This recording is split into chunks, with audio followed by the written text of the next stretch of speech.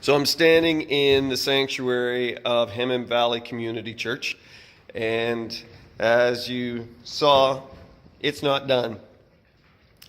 It's a bit of a project. There's things to happen here to get it finished. A lot of you guys, and I'm talking to you guys, I know, you've been telling your wives that, hey, when I got time and get around to it, I'll finish that project. Well, I'm wondering how many projects you have gotten finished. Actually, there's some guys that are now getting bored because they finished all the projects and they don't know what to do. Well, if you're really that bored, you can come and do some work here. Anyway, as I was considering this building, and I've been thinking about this one a lot, this is a project that God has an intention for. God has a plan for. And the work has begun, but it's not complete. And you know what? It is not ready to do what God has planned for it.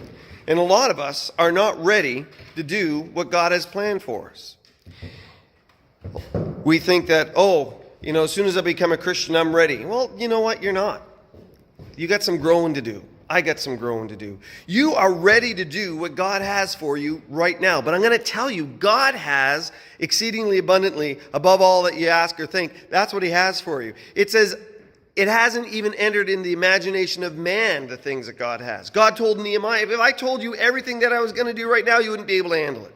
Because the reality is God has more for you in the future than He has for you right now. Why? Because He's going to build you. It says He who has begun a good work will carry it through to completion.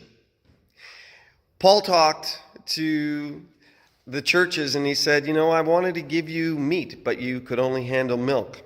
Talking about maturity, needing to grow. Guys, that's not necessarily a bad thing, needing to grow. Well, the problem is when we don't realize that we need to grow. We think we've arrived, but once you think you've arrived, that means you've stopped. Once you think you've got it, that means you're not taking any more. So God says, I want to continue the work in your life. I want to build you up. I want to do more tomorrow in your life than you can do today because I'm in it and I'm working it through. So, I want you to be encouraged that as much as you're doing today, God wants more for you tomorrow.